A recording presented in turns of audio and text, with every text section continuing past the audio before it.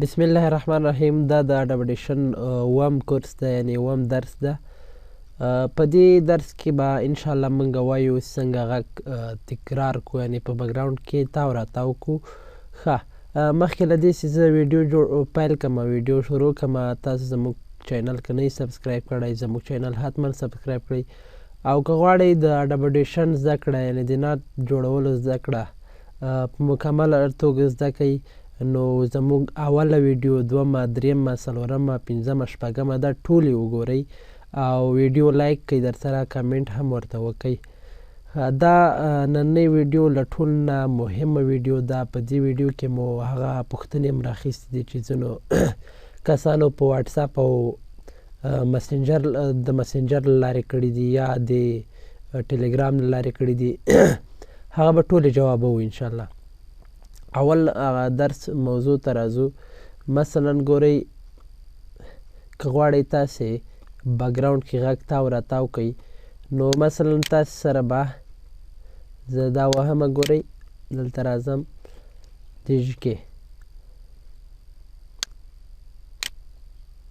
کې یو ترانوم راخلمه. مثلا ګورئ، زه دغه دا زه راخلمه، دلته ما راواخیسته دا نظم. زه غواړم دغه کړۍ نه ده، دا ګورئ ښه، دا کړۍ زه غواړم دېژ کې دغه نه وروسته دا کړۍ تاو راتاو سي. زه غواړم دا کړۍ دغه نه وروسته تاو راتاو سي. نو تاسې به دلته رایټ کلیک وکئ، بیا به ووهئ سپلیټ. داسې سپلیټ ووهه، دا به لږ داسې وړاندې کړي. ګورئ دا جدا کېږي خپل منځ کې، دې سره به کار نه لري دغه خط سره. دا به ګورئ، دا به بېرته صفر حالت ته بوځئ. دا به دغه رایټ کلیک به داسې ووهئ، داسې به یې کش کړئ، بیا به موو هیر ووهئ. ګورئ دې کې فاصله پیدا شوه. نو دغه به راواخلئ، داسې کته به یې راکش کړئ، دا داسې کته به یې راکش کړئ او دا به کاپي ووهئ، کاپي هیر. ګورئ دا دوه دانې شو. نو دغه کوم ځای کې چې غږ تاسې جګ راولئ، هغه دغه کوم دېژ ګورئ، دا دلته هم غږ ده، دلته هم غږ ده. نو دا به غږ به تاسې داسې راکته کوئ، داسې دا به داسې راکته کوئ. او دې ته به ګورئ ما سره سیټینګ ده، زه دا سیټینګ پرې لګومه. مثلا ګورئ دا سیټینګ زه پرې لګوم، دا سیټینګ ما ځان سره ثبت کړی ده. ګورئ دا هم پرې لګومه. دا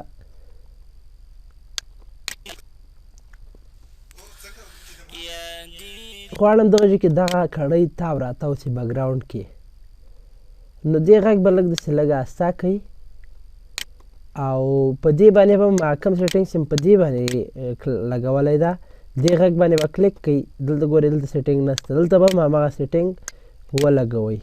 خو زه دا شیان چې لرې کومه، دا کم چې ضرور نه دي. خو کله چې دا سیټینګ هم پرې ولګوو، بیا به دلته کته راکته سئ. دلته مثلا کوم سیټینګ، دلته کومه خانه چې خالي ده، اخر کې به دلته رایټ داسې کلیک به پرې وکړئ دېژ کې، بیا به دلته راسئ او فلنجر به پرې ولګوئ. دېژ خوښه تاسې هم د تغیرات راولئ، هر څه رقم چې غږ خوند درکړه هماغسې پرې ولګوئ. ګورئ اوس دا ما ولګوو،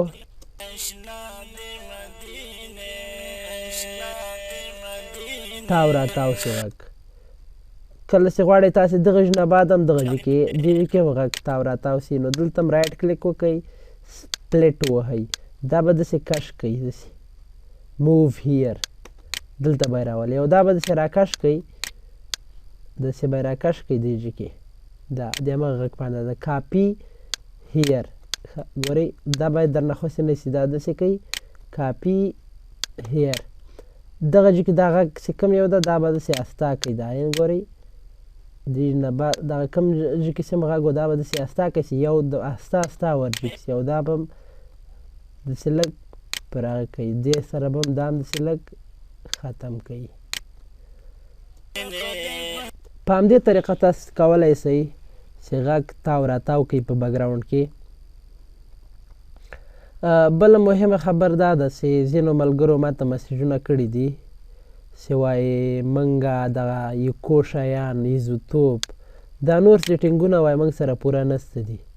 ګورئ ما تاسو ته ویلی چې ما ټلګرام شمېرې ته مسیج وکړئ ما کمپلیټ سټوډیو تاسو ته لیږلې ده. کمپلیټ سټوډیو کې هر څه شته. ګورئ زه اوس کمپلیټ سټوډیو ته ځمه. دا کمپلیټ سټوډیو ده. په دې کې هر څه شته دی. دا ډبډیشن ده. داسې د دې کې دغه ګورئ کلاسیک افیکټ دا به هم تاسې انسټال کوئ.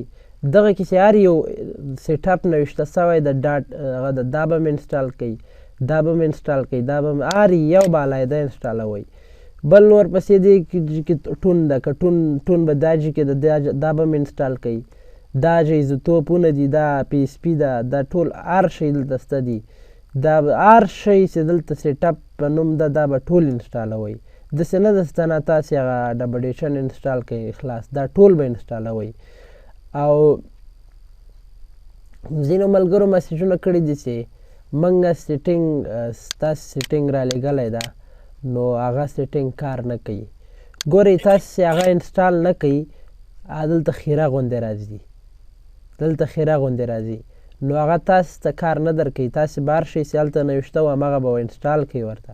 که انسټال هم نه که هغه کار نه کوي. نو دا و زموږ نننۍ ویډیو. په دې هیله چې ویډیو مو خوښه شوې وي چینل سبسکرایب کړئ ویډیو حتما لایک کړئ. مننه.